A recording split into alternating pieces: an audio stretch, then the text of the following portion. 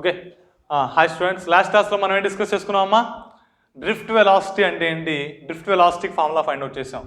విడి is equal to small ఈ capital ఈ బై ఎం ఇంటూ టౌ అని. అయితే ఇక్కడ స్మాల్ ఈ ఎప్పుడు రాస్తాం? మనం ఛార్జ్ ఆఫ్ ది ఎలక్ట్రాన్ రాస్తే అక్కడ స్మాల్ ఈ మైనస్ ఈ రాసుకున్నాం. అంటే విడి bar is equal to QE bar by M into tau అని డెరైవ్ చేసాం. అదేవిధంగా రిలేషన్ ఇంకోటి ఫైండ్ అవుట్ చేసాం. ఏంటిది? కరెంట్కి డ్రిఫ్ట్ వెలాసిటీకి మధ్యలో ఏమని వచ్చింది? I equal to A and ఈ ఇంటూ విడి అని ఫైండ్ అవుట్ చేసాం. ఇంకొకటి ఏం చెప్పాం?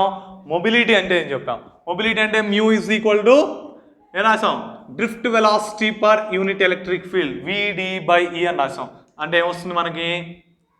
క్యూ ఇంటూ టౌ బై ఎం అని వస్తుంది. అది మొబిలిటీ. నెక్స్ట్ ఇంకోటి ఏం చెప్పాం? ఓమ్స్ లా చెప్పుకున్నాం. ఓమ్స్ లా అంటే ఒకసారి గుర్తు తెచ్చుకోండి. Ohm's law is nothing but the current passing through a conductor is directly proportional to the potential difference applied across the ends of the conductor when temperature of the conductor is constant. మనం తీసుకున్నటువంటి కండక్టర్లో current అనేది వెళుతూ ఉన్నట్లయితే ఆ వెళ్ళేటువంటి current దేనికి directly ప్రపోర్షనల్గా ఉంటుంది? మనం అప్లై చేసేటువంటి పొటెన్షియల్ డిఫరెన్స్కి డైరెక్ట్లీ ప్రపోర్షనల్గా ఉంటుంది. అయితే ప్రతి సందర్భంలో డైరెక్ట్లీ ప్రపోర్షనల్గా ఉంటుందా? ఉండదు. కేవలం దాని యొక్క టెంపరేచరు, స్ట్రెయిన్ లాంటి ఫిజికల్ క్వాంటిటీస్ అనేవి కాన్స్టెంట్గా ఉన్నప్పుడు మాత్రమే డైరెక్ట్లీ ప్రపోర్షనల్గా ఉంటుంది. ఒకవేళ టెంపరేచర్ మారుస్తూ ఉన్నాం అప్పుడు డైరెక్ట్లీ ప్రపోర్షనల్ అవ్వదు. ఓకే, అది గుర్తుపెట్టుకోవాలి. ఓమ్స్లో ఇప్పుడు కాన్స్టెంట్ టెంపరేచర్ దగ్గర మాత్రమే వర్క్ అవుతుంది. Okay, V proportional to I, V is equal to IR. దీన్ని సాల్వ్ చేసాం. దీన్ని సాల్వ్ చేసి ఆర్ ఈజ్ ఈక్వల్ ప్రూవ్ చేశాను. డెరివేషన్ ఆఫ్ ఓమ్స్ లా అని చెప్పానమ్మా. అక్కడ ఆర్ ఈజ్ ఈక్వల్ ఎంత వచ్చింది? ML by A N E square tau అని వస్తుంది. ఓకే, ఇంతవరకు మనం లాస్ట్ క్లాస్లో చెప్పుకోవడం జరిగింది. సరే, ఈ క్లాస్లో ఏం చూద్దామంటే రెసిస్టెన్స్ అంటే ఏంటి, రెసిస్టెన్స్ అనేది దేని మీద ఆధారపడి ఉంటుంది, రెసిస్టివిటీ అనేది దేని మీద ఆధారపడి ఉంటుంది, ఇవన్నీ చూద్దాం. ఫస్ట్ రెసిస్టెన్స్ అన్నాం. What is meant by the resistance? Resistance is nothing but the obstruction offered by a conductor to the flow of charge is known as resistance. ఏదైనా ఒక కండక్టర్లో ఛార్జ్ అనేది వెళ్ళటానికి దానికి ఎంతైతే వ్యతిరేకత వస్తుందో దానికి అబ్స్ట్రక్షన్ అంటాం. దాన్ని the obstruction offered by a conductor to the flow of charge is known as resistance. మనం తీసుకున్నటువంటి కండక్టర్లో ఛార్జ్ వెళ్లకుండా ఏదైతే దాన్ని అడ్డుకుంటుందో దాన్ని అడ్డుకునే దాన్ని ఏమంటాం మనం? రెసిస్టెన్స్ అని పిలుస్తాము. అయితే ఈ రెసిస్టెన్స్ అనేది దేని మీద ఆధారపడి ఉంటుంది? Why the resistance is came? Resistance అనేది ఎందుకు వస్తుంది అసలు? రెసిస్టెన్స్ అనేది రావడానికి రీజన్ ఏంటి?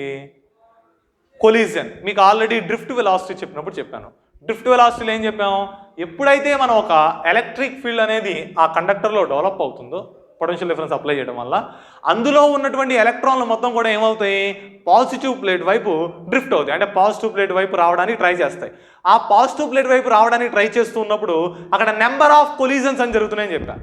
నేను చెప్పాను నెంబర్ ఆఫ్ కొలిజన్స్. ఆ నెంబర్ ఆఫ్ కొలిజన్స్ వల్ల ఛార్జ్ రావడం లేట్ అవుతుందిగా. ఇప్పుడు దేంతో కొలిజన్ అవ్వకుండా ఛార్జ్ వచ్చేసింది అనుకోండి, తక్కువ టైంలో వచ్చింది. మధ్యలో నెంబర్ ఆఫ్ కొలిజన్ జరిగినాయి, అప్పుడు ఆటోమేటిక్గా అది రావడానికి పట్టిన టైం ఏమవుతుంది? పెరుగుతుంది. అంటే అక్కడ డిలే అనేది జరుగుతుంది కదా. ఆ టైం డిలేని ఏమంటాం మనం? రెసిస్టెన్స్ అంటాం. ఈ కొలిజన్స్ అనేవి అన్నిట్లో ఒకేలా ఉండవు. ఐరన్లో ఒకలా ఉంటుంది, కాపర్లో ఒకలా ఉంటుంది, జింకులో ఒకలా ఉంటుంది, అల్యూమినియంలో ఒకలా ఉంటుంది. కాబట్టి డిఫరెంట్ మెటీరియల్స్కి కొలిజన్స్ డిఫరెంట్గా ఉంటాయి. కాబట్టి రెసిస్టెన్స్ కూడా ఏమవుతుంది? వేరువేరుగా ఉంటుంది. అయితే రెసిస్టెన్స్ అనేది దేని మీద ఆధారపడి ఉంటుంది? టెంపరేచర్ మీద ఆధారపడి ఉంటుంది. సార్ ఇందాక కొలిజన్ అన్నారు, ఇప్పుడు టెంపరేచర్ అంటున్నారు, రెండుకి సంబంధం ఏంటి సార్ అని? టెంపరేచర్ కొలిజన్ కూడా రెండు డైరెక్ట్లీ ప్రపోర్షనల్. ఎందుకు అంటారేమో, మనం తీసుకునే ఫస్ట్ ఇయర్లో చెప్పాం, మనం ఆల్రెడీ ఫ్లూయిడ్స్ చెప్పినప్పుడు మనం ఏ మ్యాటర్ తీసుకున్నా, సాలిడ్ తీసుకున్నా, లిక్విడ్ తీసుకున్నా, గ్యాస్ తీసుకున్నా, వాటిల్లో ఉండేటువంటి యాటమ్స్, మాలిక్యూల్స్ అనేవి కంటిన్యూస్గా మూవ్ అవుతూనే ఉంటాయి. ఎప్పుడైతే వాటి యొక్క టెంపరేచర్ అనేది పెరుగుతుందో వాటి యొక్క మోషన్ కూడా పెరుగుతుంది. ఫర్ ఎగ్జాంపుల్ ఒక బౌల్లో వాటర్ తీసుకోండి. ఆ వాటర్ని మనం పైనుంచి చూస్తే అందులో మాలిక్యూల్స్ ఏమీ కూడా కదులుతున్నట్టు అనిపించదు. కానీ దాన్ని హీట్ చేసామనుకోండి, హీట్ చేసిన తర్వాత ఏమవుతుంది? నీళ్లు మరుగుతుండే, అంటే లోపల ఉన్న వాటర్ మాలిక్యూల్స్ కదులుతుంటాయి. మీరు స్టవ్ ఆఫ్ చేసినా కూడా అందులో ఉన్నటువంటి వాటర్ మాలిక్యూల్స్ ఏమైతే ర్యాండమ్గా మూవ్ అవుతూనే ఉంటాయి. అంటే ఇందాక మూవ్ అవ్వలేదు, ఇప్పుడు ఎందుకు మూవ్ అయినాయి? వాటి యొక్క టెంపరేచర్ అనేది రైజ్ అయింది కాబట్టి. అంటే మనం వాటి యొక్క మోషన్ని ప్రతిసారి అబ్జర్వ్ చేయలేం, ఏదో కొన్ని సందర్భాల్లో మాత్రం మనం అబ్జర్వ్ చేయగలుగుతాం. అంటే మనం తీసుకునేటువంటి సబ్స్టెన్స్లో మాలిక్యూల్స్ అనేవి మూవ్ అవుతుంటాయి. ఆ మోషన్ అనేది దేని మీద ఆధారపడి ఉంటుంది? టెంపరేచర్ మీద ఆధారపడి ఉంటుంది. ఇప్పుడు మనం తీసుకునేటువంటి కండక్టర్కి టెంపరేచర్ పెంచామనుకోండి, టెంపరేచర్ పెరిగితే ఆటోమేటిక్గా ఆ మాలిక్యూల్స్ మధ్యలో కూడా మోషన్ ఏమైంది? పెరిగిద్ది. అంటే అవి ఎక్కువ యాంప్లిట్యూడ్తో మూవ్ అవుతూ ఉంటాయి. అలా ఎక్కువగా మూవ్ అవుతున్నాయి అనుకోండి, కొలిజన్స్ కూడా ఏమైంది? పెరుగుతాయి. కొలిజన్స్ పెరిగితే ఆటోమేటిక్గా రెసిస్టెన్స్ కూడా ఏమవుతుంది? పెరుగుతుంది. అంటే resistance is depends upon the temperature of the substance యొక్క టెంపరేచర్ మీద రెసిస్టెన్స్ అనేది ఆధారపడి ఉంటుంది. రెసిస్టెన్స్ ఫార్ములా ఏం రాయొచ్చు? ml/a/n² అని రాయొచ్చు. లేకపోతే ఓమ్స్ లా నుంచి R=V/I అని రాసుకోవచ్చు. V అంటే ఏంటి? Potential difference. I అంటే ఏంటి? కరెంట్. పొటెన్షియల్ డిఫరెన్స్ ఎందులో కొలుస్తాం? వోల్ట్ అంటే యూనిట్ వోల్ట్ బై కరెంట్ ఎందులో కొలుస్తాం? యాంపియర్స్. కాబట్టి ఏం రాయొచ్చు? వోల్ట్ బై యాంపియర్ అని రాసుకోవచ్చు. దీన్నే ఇంకో విధంగా ఏమని రాస్తారంటే ఓమ్ అంటారు. OHM ohm. సింబల్ వచ్చేసరికి ఈ విధంగా ఉంటుంది. ఇది ఓమ్ సింబల్. రెసిస్టెన్స్కి యూనిట్స్ ఏంటంటే ఓమ్స్. ఈ ఓమ్ సింబల్ ఇది రెసిస్టెన్స్ అంటే. అయితే ఈ రెసిస్టెన్స్ అనేది మెటీరియల్ టు మెటీరియల్ ఏమవుతుంది? మారుతూ ఉంటుంది. ఈ రెసిస్టెన్స్ అనేది దేని మీద ఆధారపడి ఉంటుంది? ఏ విధంగా ఆధారపడి ఉంటుందో చూద్దాం.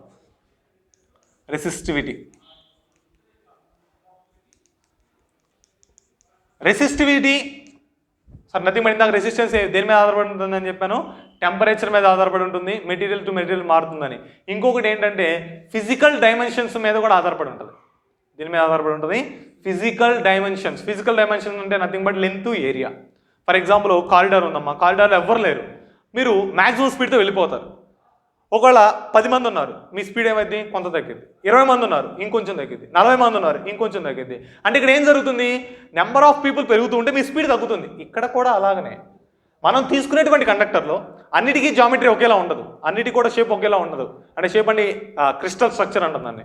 ఆ క్రిస్టల్ స్ట్రక్చర్ అనేది అన్నిటికీ ఒకేలా ఉండదు. దానివల్ల ఏమవుతుంది? కొలిజన్స్ అనేవి ఒకదాని నుంచి ఇంకోదాన్ని మారుతాయి. లెంత్ అనేది ఎక్కువగా ఉందనుకోండి, కొలిజన్స్ ఏమైంది? ఎక్కువ అవుతాయి. ఇప్పుడు మీరు వెళ్ళే దారిలో 10 మంది ఉన్నారు, కొలిజన్స్ ఒకలా ఉంటాయి. 20 మంది ఉంటే ఇంకోలా ఉంటాయి. 40 మంది ఉంటే ఇంకోలా ఉంటుంది. మీ స్పీడ్ అనేది. ఇక్కడ ఎలక్ట్రాన్లు కూడా అంతేగా, లెంత్ పెరుగుతూ పోయింది అనుకోండి, రాడ్ యొక్క లెంత్, అక్కడ నెంబర్ ఆఫ్ కొలిజన్స్ కూడా ఏమైంది? పెరుగుతాయి. నెంబర్ ఆఫ్ కొలిజన్స్ పెరిగినాయి అంటే ఆటోమేటిక్గా రెసిస్టెన్స్ కూడా పెరుగుతుంది. అంటే resistance of a conductor is directly proportional to the length of the conductor. మనం తీసుకున్నటువంటి రాడ్లో రెసిస్టెన్స్ అనేది లెంత్కి ఏ విధంగా ఉంటుంది? డైరెక్ట్లీ ప్రపోర్షనల్గా ఉంటుంది. అదేవిధంగా ఏరియాకి ఏ విధంగా ఉంటుంది? ఇన్వర్స్లీ ప్రపోర్షనల్గా ఉంటుంది. Resistance of a conductor is inversely proportional to the area of cross section of the conductor. మనం తీసుకున్నటువంటి కండక్టర్ యొక్క ఏరియా ఆఫ్ క్రాస్ సెక్షన్కి ఇన్వర్స్లీ ప్రపోర్షనల్గా ఉంటుంది. ఈ రెండింటిని మనం డైరెక్ట్ రిలేషన్ చేసినట్లయితే ఆర్ ప్రపోర్షనల్ టు ఏమని రాయొచ్చు? L/A అని రాసుకోవచ్చు. ప్రపోర్షనాలిటీ తీసేస్తే ఏదో ఒక కాన్స్టెంట్ అనేది మనకు వస్తుంది. దాన్ని ఏమని రాస్తాం? R=ρL/A అని రాసుకుంటాము. ρL/A. ఇక్కడ ρ అనేది ఏంటిది? కాన్స్టెంట్. దాన్నే మనం ఏమని పిలుస్తాం? రెసిస్టివిటీ అంటాం. ρ అంటే ఏంటి? రెసిస్టివిటీ. ఓకే, ఈ రెసిస్టివిటీ కావాలి. రెసిస్టివిటీ ρ ఒకటి ఒకవైపు నుంచి మిగిలినవన్నీ ఒకవైపు తీసుకెళ్ళండి. అప్పుడు ρ ఏమవుతుంది? RA/L అవుతుంది. ρ ఎంత? RA/L అన్నాం. RA/L అంటే ఇప్పుడు రెసిస్టివిటీ డెఫినేషన్ రాయాలి. ఏమని రాసుకోవచ్చు? ఫర్ ఎగ్జాంపుల్ L 1 మీటర్ అనుకోండి, A 1 మీటర్ స్క్వేర్ అనుకోండి. అప్పుడు ρ ఏమైంది? R అవుతుందిగా. అంటే ఇక్కడ ఏం రాసుకోవచ్చు? Resistivity is nothing but A resistance offered by A conductor of unit length having unit area of cross section. ఒక యూనిట్ లెంత్ ఉన్నటువంటి కండక్టర్, అంటే మనం తీసుకునేటువంటి కండక్టర్ యొక్క లెంత్ ఎంత ఉండాలి? 1 మీటర్ ఉండాలి. ఏరియా ఎంత ఉండాలి? 1 మీటర్ స్క్వేర్ ఉండాలి. అలాంటి దానివల్ల ఎంతైతే రెసిస్టెన్స్ అనేది వస్తుందో దాన్ని ఏమంటాం మనం? రెసిస్టివిటీ అంటాం. ఓకే, మీరు తీసుకునేటువంటి కండక్టర్కి యూనిట్ లెంత్ ఉండి యూనిట్ ఏరియా ఉన్నట్లయితే ఆ రాడ్ మొత్తం వల్ల ఎంతైతే మనకి రెసిస్టెన్స్ వస్తుందో దాన్ని రెసిస్టివిటీ అంటాం. రెసిస్టివిటీ డెఫినేషన్ ఏమని రాసుకోవచ్చు అంటే resistance offered by a conductor of unit length having unit area of cross section is known as resistivity. Okay, ఇది రెసిస్టివిటీ అంటే ρ R. ఎప్పుడు L = 1, A = 1 అయినట్టయితే. ఇందాక ఆల్రెడీ మనం అక్కడ R డెరివేషన్ ఆఫ్ ఓమ్స్ లాని డెరైవ్ చేసినప్పుడు క్యాపిటల్ R ఎంత వచ్చింది? mL/A/N/E² అని వచ్చింది. ఇప్పుడు ఆ ఫార్ములాని ఇక్కడ రాస్తున్నాను నేను. R mL/A/N/E² అని. ఓకే, ఇప్పుడు దీని నుంచి ఇక్కడ చూడమ్మా, ఎల్ని అని పక్కన రాయండి. R is equal to M by N E square tau L by A. రాసుకోవచ్చా రాసుకోకూడదా? ఇదిగో ఎల్ అని పక్కన రాశాను. ఈ ఎల్ బై ఏని ఇటు తీసుకురండి. అప్పుడు ఏమైంది? RA by L is equal to M by N E square tau. RA by L అంటే రో. ఇదిగో ఇక్కడ రాశాను. Rho is equal RA by ఎల్లేగా. అంటే ఇక్కడ ఏం రాయొచ్చు? Rho is equal to M by N E square tau అని రాసుకోవచ్చు. అంటే resistivity is equal to M by N E square tau. M అంటే mass of the charge, charge యొక్క మాస్. ఈ అంటే charge of the electron. Tau అంటే relaxation time. ఎన్ అంటే number of free electrons per unit volume. Unit వాల్యూమ్లో ఎన్నైతే free electrons ఉంటాయో అది. అంటే number of free electrons per unit volume అనేది అన్నిటికి ఒకలా ఉంటుందా? ఐరన్కి ఒకలా ఉంటుంది, అల్యూమినియంకి ఒకలా ఉంటుంది, జింక్ ఒకలా ఉంటుంది, కాపర్కి ఒకలా ఉంటుంది. అంటే ఎన్ అనేది మెటీరియల్ మీద ఆధారపడి ఉంటుంది, మనం తీసుకున్నటువంటి మెటీరియల్ మీద. కాబట్టి రెసిస్టివిటీ రో కూడా మెటీరియల్ మీద ఆధారపడినట్టేగా. అంటే ఇక్కడ ఏం రాసుకోవచ్చు? Resistivity is depends upon the nature of the material. Material యొక్క నేచర్ మీద రెసిస్టివిటీ అనేది ఆధారపడి ఉంటుంది. నెక్స్ట్ ఇంకొకటి టెంపరేచర్. టెంపరేచర్ పెరిగితే రెసిస్టివిటీ పెరుగుతుందా తగ్గుతుందా? పెరుగుతుంది. ఇందాక చెప్పా, టెంపరేచర్ పెరిగితే రెసిస్టెన్స్ పెరుగుతుందని చెప్పాంగా. టెంపరేచర్ పెరిగితే రెసిస్టెన్స్ పెరిగింది. రెసిస్టెన్స్ పెరిగిందంటే రెసిస్టివిటీ కూడా పెరిగినట్టేగా. ఇక్కడ ఆర్ ప్రపోర్షనల్ టు ఏ అని రో అని రాసుకోవచ్చుగా. ఎల్ అంటే ఏంటి? Length of the conductor. A అంటే ఏంటి? Area of the conductor. రెండు కాన్స్టెంట్లేగా. రెండు కాన్స్టెంట్ అయినప్పుడు ఆర్ ప్రపోర్షనల్ టు రో అని రాయొచ్చుగా. అంటే ఆర్ పెరిగితే రో పెరిగింది, ఆర్ తగ్గితే రో తగ్గింది. టెంపరేచర్ అనేది పెరిగితే రెసిస్టివిటీ కూడా పెరుగుతుంది. దేనికి? మెటల్స్కి. ఓకే, కొన్ని మెటల్స్కి టెంపరేచర్ పెరిగితే ఏమైతే రెసిస్టివిటీ కూడా పెరుగుతుంది. ఇక్కడ చూడమ్మా, rho is equal to M by N E square tau. ఒకవేళ ఇంకోలా కూడా చెప్పుకోవాలంటే టౌ అంటే ఏంటి? Relaxation time. రిలాక్సేషన్ టైం అంటే నేనేం చెప్పాను? రిలాక్సేషన్ టైం అంటే లాస్ట్ క్లాస్లో చెప్పాం. లాస్ట్ కొలిజన్ జరిగిన దగ్గర నుంచి ఎలక్ట్రాన్ అనేది పాజిటివ్ ప్లేట్ దగ్గరికి రావాలి అంటే ఎంతైతే టైం పడుతుందో దాన్ని రిలాక్సేషన్ టైం అని చెప్పాం. ఇక్కడ మనం ఫర్ ఎగ్జాంపుల్ కండక్టర్ తీసుకుంటే ఇందులో నెంబర్ ఆఫ్ కొలిజన్ జరుగుతాయి. ఫర్ ఎగ్జాంపుల్ ఇది చివరి కొలిజన్ అనుకోండి. ఇక్కడ చివరి కొలిజన్ జరిగింది ఎలక్ట్రాన్కి. ఇక్కడి నుంచి పాజిటివ్ ప్లేట్ దగ్గరికి రావాలి. ఈ కొద్దిగా దూరం వెళ్ళడానికి మనకి ఎంతో కొంత టైం పడుతుంది కదా. ఆ టైంని ఏమంటాం? రిలాక్సేషన్ టైం అంటాం. ఎప్పుడైతే మనం టెంపరేచర్ అనేది ఇంక్రీజ్ చేసామో రిలాక్సేషన్ టైం అనేది ఏమవుతుంది? తగ్గుతుంది. రిలాక్సేషన్ టైం తగ్గితే రెసిస్టివిటీ ఏమవుతుంది? పెరుగుతుంది. అంటే resistivity is directly proportional to resistivity is depends upon the temperature of the conductor. సరే, రెసిస్టివిటీ అనేది దేని మీద ఆధారపడి ఉంటుందమ్మా? నేచర్ ఆఫ్ ది మెటీరియల్ మీద ఆధారపడి ఉంటుంది. అదేవిధంగా టెంపరేచర్ మీద కూడా ఆధారపడి ఉంటుంది. ఓకే, నెక్స్ట్ రెసిస్టివిటీ అనేది అమ్మా ఇక్కడ చూడండి. కొన్ని ఆబ్జెక్ట్స్కి టెంపరేచర్ అనేది పెరుగుతూ ఉంటే రెసిస్టెన్స్ అనేది పెరుగుతూ ఉంటుంది. కొన్నిటికి టెంపరేచర్ పెరిగితే రెసిస్టెన్స్ తగ్గిద్ది. కొన్నిటికి టెంపరేచర్ మారుతూ ఉంటే రెసిస్టెన్స్ అనేది మారదు. ఓకే, 3 టైప్స్ ఉంటాయి. అయితే తర్వాత మళ్ళీ నేను కోఎఫిషియంట్ ఆఫ్ రెసిస్టెన్స్ అనే టాపిక్ చెప్తాను. కోఎఫిషియంట్ ఆఫ్ రెసిస్టెన్స్ అనే టాపిక్ చెప్పినప్పుడు మీకు క్లియర్గా అర్థమవుతుంది. సరే, రెసిస్టెన్స్ అయిపోయింది, రెసిస్టివిటీ అయిపోయింది కదా. తర్వాత ఏంటంటే కరెంట్ డెన్సిటీ అంటాం. ఏంటిది? Current density. Current density is nothing but the magnitude of current flowing normally through the unit area of cross section of the given conductor is known as current density.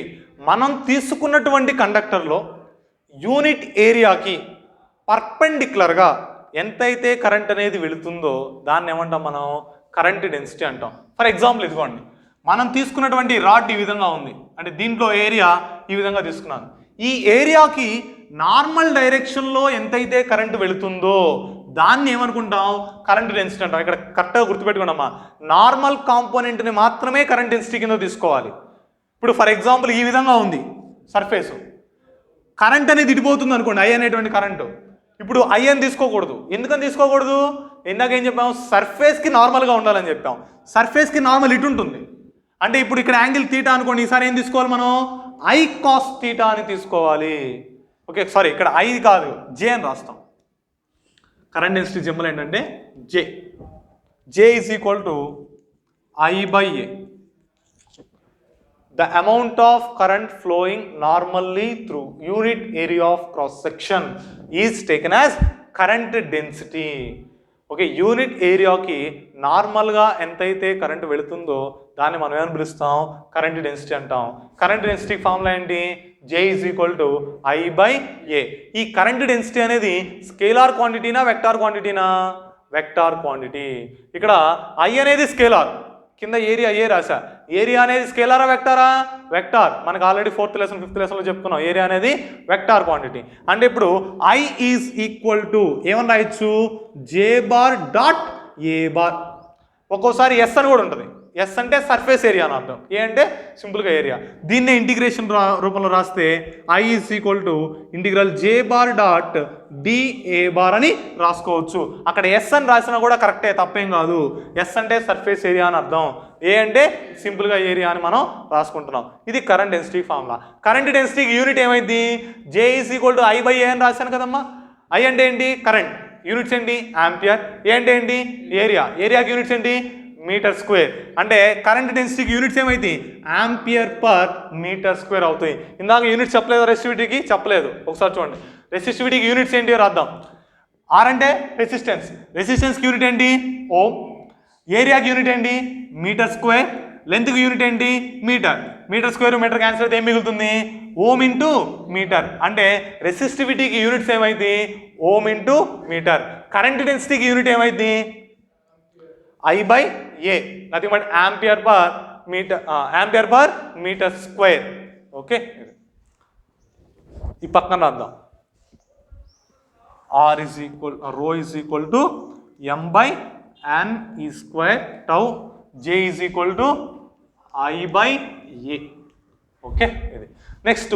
ఇంకా ఉండేటువంటి terms ఏంటి అంటే conductivity ఒకటి ఉంటుంది, conductance ఒకటి ఉంటుంది. ఏమేమి ఉంటాయి, conductance, conductivity. Conductance, conductance is nothing but the reciprocal of the resistance is known as conductance. రెసిస్టెన్స్కి మనం ఇన్వర్స్ తీసుకున్నాం అనుకోండి, అంటే రెసిప్రోకల్ చేసాం అనుకోండి, వచ్చేదాన్ని ఏమంటాం, conductance. Conductance symbol G. G is equal to 1/R. Units ఏమైతే అమ్మా, 1/Ωగా. రెసిస్టెన్స్కి యూనిట్ ఓము కాబట్టి 1/Ω. దీన్నే మో అని కూడా పిలుస్తారు, మో, ఓమ్ ఇన్వర్స్, ఎలా అయినా రాసుకోవచ్చు.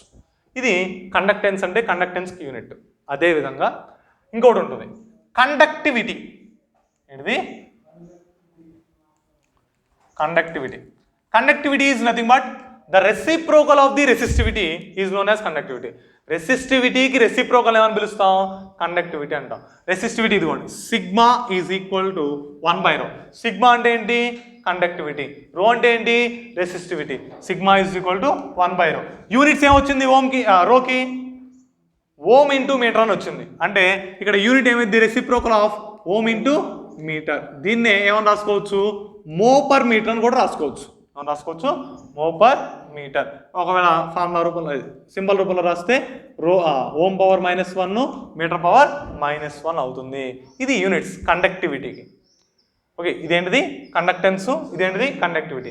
ఇప్పుడు మనం దేని మధ్య రిలేషన్ అనుకోవాలంటే కరెంట్ డెన్సిటీ Jకి, సిగ్మా కండక్టివిటీకి, అదేవిధంగా ఇంటెన్సిటీ ఆఫ్ ఎలక్ట్రిక్ ఫీల్డ్ Eకి, ఈ మూడింటికి మధ్యలో మనం రిలేషన్ని ఫైండ్ అవుట్ చేయాలి. ఏ విధంగానో చూద్దాం.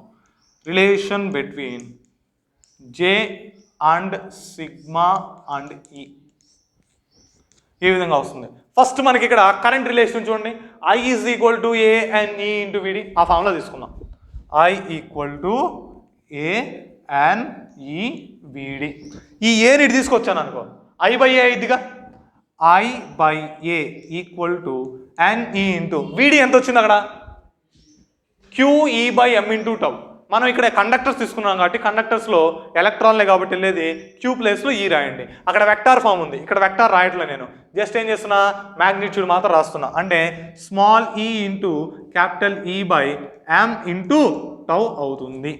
I/A ఏమని రాసుకోవచ్చు, J current density equal to NE square tau by M into capital E రాసుకోవచ్చు. ఈ విధంగా n ఇంటూ ఈ స్క్వేర్, డినామినేటర్ m ఉంది, టౌ ఉంది కాబట్టి n ఈ స్క్వేర్ టౌ బై m అని రాస్తాం.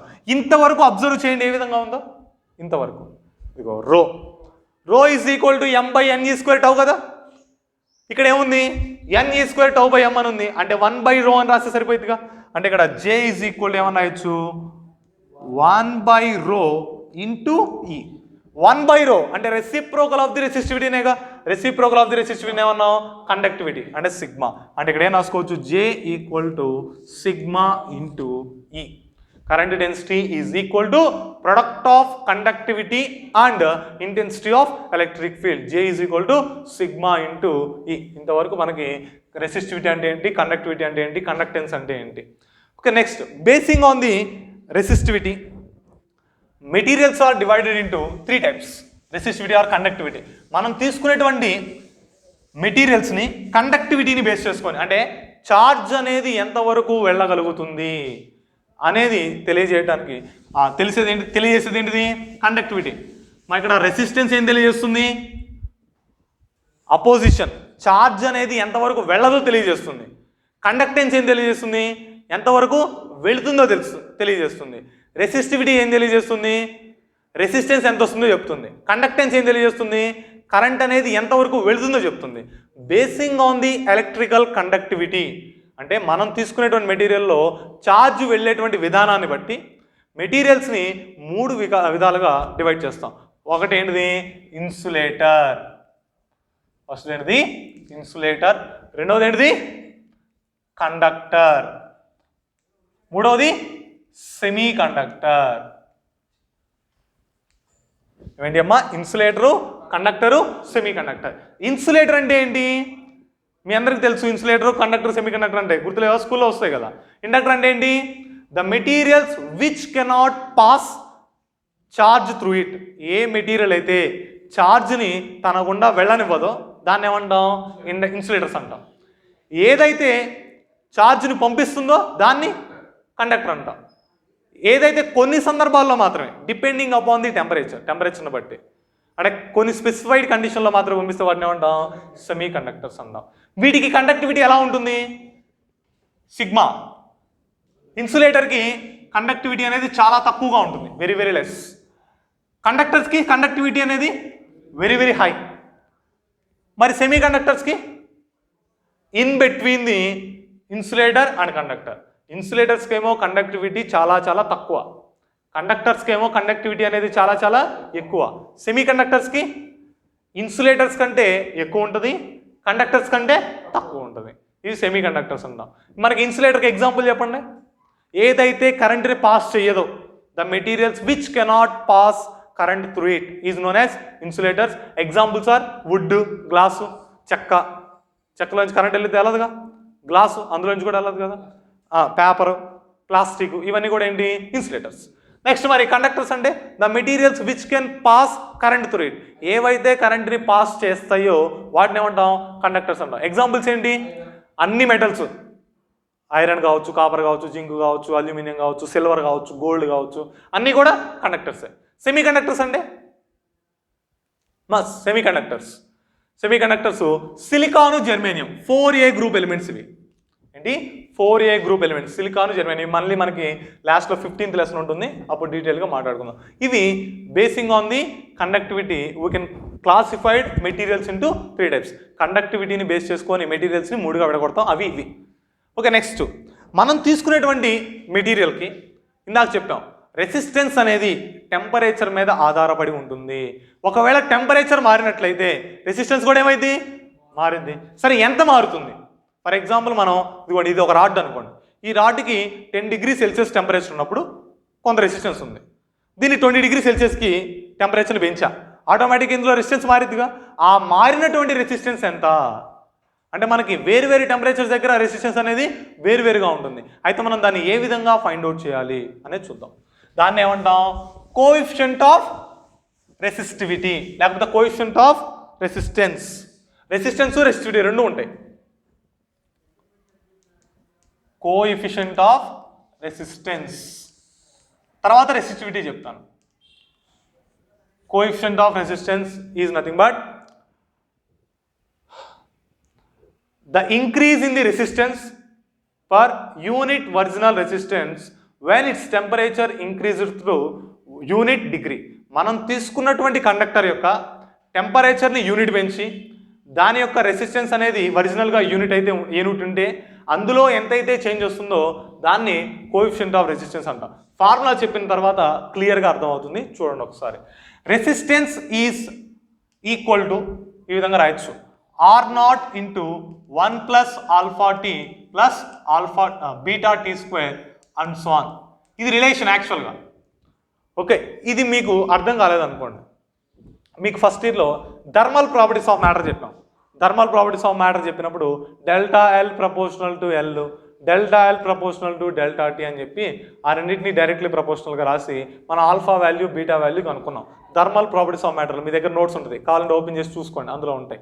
ఓకే, లేకపోతే ఇక డైరెక్ట్గా ఇక్కడ కూడా అలానే రాయొచ్చు. ఏ విధంగా రాయొచ్చు అంటే delta R is directly proportional to the resistance of the conductor. అంటే change in resistance is directly proportional to the resistance of the conductor at 0 degree Celsius. మనం తీసుకునేటువంటి కండక్టర్లో ఎంత రెసిస్టెన్స్ అనేది మారుతుందో ఒరిజినల్గా 0 డిగ్రీ సెల్సియస్ దగ్గర దానికి ఎంతైతే రెసిస్టెన్స్ ఉందో దాని మీద ఆధారపడి ఉంటుంది. అదేవిధంగా delta R is directly proportional to delta T.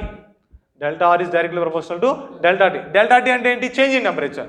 అంటే మనం తీసుకున్నటువంటి కండక్టర్లో ఎంత రెసిస్టెన్స్ మారింది అనేది మనం ఎంత టెంపరేచర్ మార్చాము అనే దాని మీద ఆధారపడి ఉంటుంది. ఈ రెండింటిని కలిపి రాస్తే delta R proportional to R not into delta T అని రాయొచ్చు. అప్పుడు delta R is equal to ఆ ప్రపోర్షనాలిటీ తీసిస్తే కాన్స్టెంట్ వచ్చిందిగా, కాన్స్టెంట్ని alpha into R not into delta T రాస్తే alpha is equal to delta R by R into delta T R not into ఈ formula వస్తుంది. ఓకే, ఈ విధంగా సాల్వ్ చేయొచ్చు, లేకపోతే ఈ ఫార్ములా ద్వారా కూడా సాల్వ్ చేసుకోవచ్చు. ఈ ఫార్ములా ద్వారా ఇక్కడ బీటా అనేది ఏంటిది? కోఎఫిషియంట్. ఈ ఆల్ఫా వాల్యూనే 10⁻⁻⁴లో ఉంటుంది. ఈ బీటా వాల్యూ 10⁻⁻⁶, 10⁻�8లో ఉంటుంది. 10⁻⁻⁶ అంటే చాలా చిన్న వాల్యూ కదా, కాబట్టి ఈ సెకండ్ టర్మ్ని నెగ్లెక్ట్ చేసుకొని మనం ఏం చేస్తాం? R is equal to R not into 1 plus alpha into delta alpha into T అని రాస్తాం. Alpha into tea.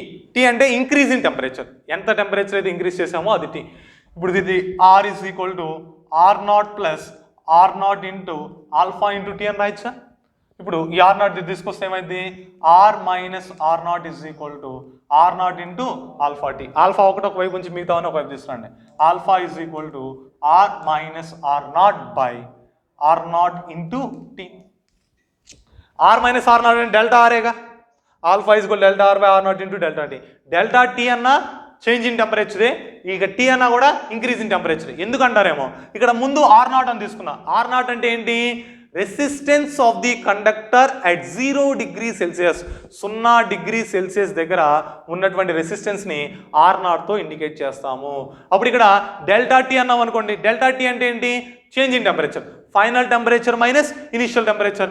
Final temperature T అనుకోండి, ఇనిషియల్ టెంపరేచర్ 0, ఎందుకని 0 డిగ్రీ సెల్సియస్గా. అప్పుడు టీ మైనస్ 0 ఎంత వచ్చింది? టీ. కాబట్టి ఇక్కడ టీ అని రాస్తాం. ఇక్కడ ఏం రాసుకోవాలి? ఆర్ నాట్ అంటే ఏంటమ్మా? Resistance at 0 degree Celsius. 0 degree Celsius దగ్గర రెసిస్టెన్స్. టీ అంటే ఇంక్రీజ్ ఇన్ టెంపరేచర్. టీ అంటే ఏంటి? Increase in temperature. Next R అంటే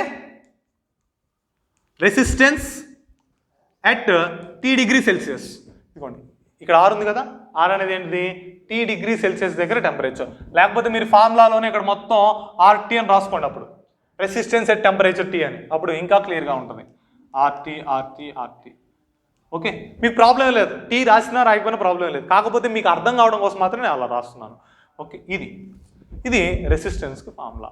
అయితే ఒక్కోసారి ఏమంటాడంటే, మీకు క్వశ్చన్ ప్రాబ్లం వేస్తారంటే the resistance of the conductor will be something at temperature T1.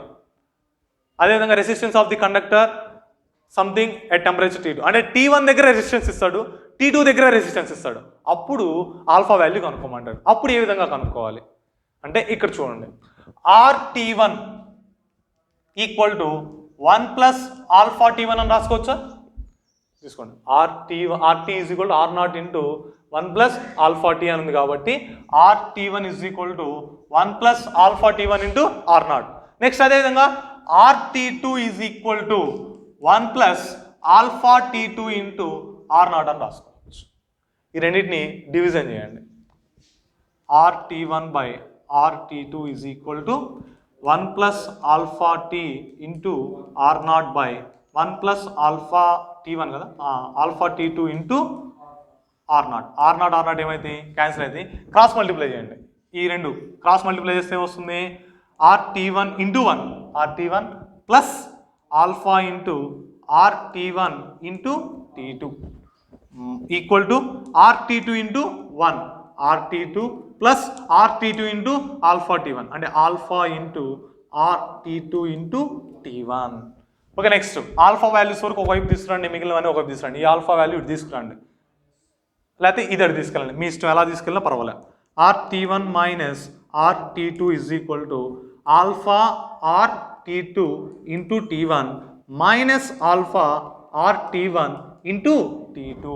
ఈ రెండిట్లో ఏం కామన్ ఉంది, ఆల్ఫా కామన్ తీస్తే RT2 into T1 minus RT1 into T2.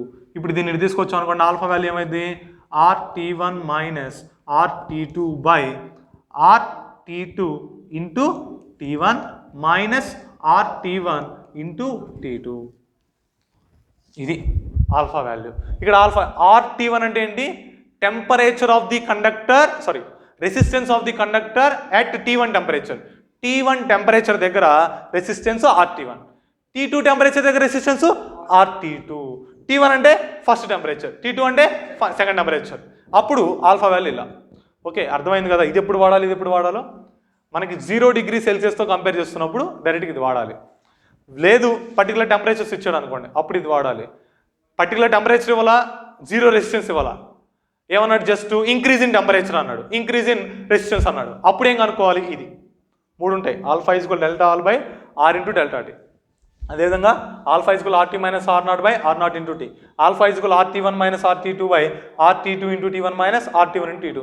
ఇది ఎప్పుడు వాడాలి, రెండు వేరు టెంపరేచర్లు ఇచ్చి వేరు రెసిస్టెన్స్ ఇచ్చినప్పుడు ఈ ఈక్వేషన్ వాడుకోవాలి. ఒక పర్టికులర్ టెంపరేచర్ ఇచ్చి 0 డిగ్రీ సెల్సియస్ ద్వారా అన్నప్పుడు ఇది చెప్పుకోవాలి. లేదు కొంత రెసిస్టెన్స్ ఇచ్చి increase in resistance, increase in temperature అనుకో, అప్పుడు ఇది వాడుకోవాలి. ఈ 3 ఫార్ములాలు కూడా వాడుకోవాల్సి ఉంటుంది. అయితే ఇందాక చెప్పాను కదా, ఏమన్నాను, రెసిస్టెన్స్ అనేది కొన్నిటికి టెంపరేచర్ పెరిగితే పెరిగిద్ది, కొన్నిటికి టెంపరేచర్ పెరిగితే తగ్గిద్ది, కొన్నిటికి టెంపరేచర్ పెరిగినా తగ్గినా కాన్స్టెంట్గా ఉంటుంది. ఓకే, వేటి కంటే ఆల్ఫా వాల్యూ పాజిటివ్ ఉంటుంది, నెగిటివ్ ఉంటుంది, 0 అంటే నియర్లీ 0 ఉంటుంది. ఎగ్జాక్ట్లీ 0 అవ్వదు, నియర్లీ 0. ఆల్ఫా వాల్యూ పాజిటివ్ దేనికంటే మెటల్స్కి. For metals alpha is positive. Alpha positive అంటే ఏంటి అర్థం, టెంపరేచర్ పెరుగుతూ ఉంటే రెసిస్టెన్స్ కూడా పెరుగుతూ ఉంటుంది. For insulators alpha should be negative. Temperature పెరుగుతుంటే రెసిస్టెన్స్ ఏమవుతుంది, తగ్గుతుంది. ఇందులోకి ఏమొస్తాయి అంటే సెమీ కండక్టర్స్ కూడా వస్తాయి.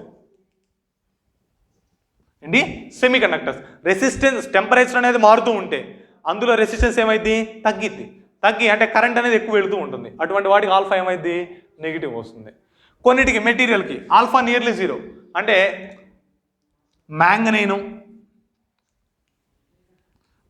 అనేటువంటి మెటీరియల్ ఉంటుంది. ఆ మ్యాంగనీన్ అనేటువంటి మెటీరియల్కి టెంపరేచర్ పెంచినా కూడా రెసిస్టెన్స్ అనేది ఎక్కువగా మారదు. అటువంటి వాటిని దేనికి ఉపయోగిస్తాము అంటే రెసిస్టర్లు తయారు చేయడానికి ఉపయోగిస్తాం. మ్యాంగనీన్ అనేటువంటి మెటీరియల్ ఉంటుంది. ఆ మ్యాంగనీన్ అనేటువంటి మెటీరియల్కి రెసిస్టెన్స్ అనేది టెంపరేచర్ మారినా కూడా ఎక్కువగా మారుతుంది, చాలా తక్కువగా మారుతుంది. ఇటువంటి మెటీరియల్ ఏం చేస్తాం, రెసిస్టర్లని తయారు చేయడానికి ఉపయోగిస్తాం. ఓకే, ఇవి 3 ఆల్ఫా వాల్యూలు పాజిటివ్ ఉంటుంది, నెగిటివ్ ఉంటుంది, నియర్లీ 0, నథింగ్ బట్ కాన్స్టెంట్ అంటాం. ఆల్ఫా వాల్యూ పాజిటివ్ దేనికి, టెంపరేచర్ పెంచుతూ ఉంటే రెసిస్టెన్స్ కూడా పెరిగింది అనుకోండి, అటువంటి వాటికి ఆల్ఫా పాజిటివ్. టెంపరేచర్ అనేది పెంచుతూ ఉంటే రెసిస్టెన్స్ అనేది తగ్గుతూ ఉంది అనుకోండి, అటువంటి వాటికి ఆల్ఫా వాల్యూ నెగిటివ్. టెంపరేచర్ మనం పెంచినా తగ్గించినా రెసిస్టెన్స్ అనేది మారకుండా ఉంటుంది అనుకోండి, అటువంటి వాటికి ఆల్ఫా ఏమవుతుంది, నియర్లీ జీరో అవుతుంది. అటువంటి మెటీరియల్స్ ఏంటి? Example manganin. అటువంటి మ్యాంగనీన్ అనేటువంటి మెటీరియల్ని దేనికి ఉపయోగిస్తారు అంటే రెసిస్టర్లని తయారు చేయడానికి ఉపయోగిస్తారు. ఎందుకని మనం ఒక సర్క్యూట్లో రెసిస్టర్ తీసుకున్నాం అనుకోండి, అందులో కరెంట్ వెళ్తూ ఉంటే అక్కడ హీట్ వస్తుంది. అంటే టెంపరేచర్ పెరిగినా రెసిస్టెన్స్ మారకూడదు. అంటే అప్పుడు ఏం చేయాలి? అలాంటి చోట్ల ఈ మ్యాంగనీన్ అనేటువంటి మెటీరియల్ని వాడతారు. ఇది కోఎఫిషియంట్ ఆఫ్ రెసిస్టెన్స్ అంటే. డెఫినేషన్ రాసుకోవాలి అనుకోండి కోఎఫిషియంట్ ఆఫ్ రెసిస్టెన్స్కి. ఆల్ఫాని ఏమని పిలుస్తాం? కోఎఫిషియంట్ ఆఫ్ రెసిస్టెన్స్ అంటాం. Alpha is equal delta R by R into delta T అన్నాం. అంటే ఇప్పుడు డెఫినేషన్ ప్రకారం ఏం రాసుకోవచ్చు అంటే coefficient of resistance is equal to change in resistance per unit resistance when its temperature increased through unit degree. మనం తీసుకున్నటువంటి కండక్టర్కి యూనిట్ టెంపరేచర్ పెంచినప్పుడు దాని యొక్క రెసిస్టెన్స్ అనేది యూనిట్ ఉన్నట్లయితే ఎంతైతే రెసిస్టెన్స్ మారుతుందో అది దేనికి సమానం అవుతుంది? కోఎఫిషియంట్ ఆఫ్ రెసిస్టెన్స్కి సమానం అవుతుంది. ఇక్కడ ఇంకోటి కూడా ఉంటుంది. ఏంటిది? Coefficient of resistivity. Sir coefficient of రెసిస్టివిటీకి మళ్ళీ ఇదంతా చేయాల్సిన అవసరం లేదు. ఈ ఆర్ ప్లేస్లో రో పెట్టండి, రాస్తాను లేదు. Coefficient of resistivity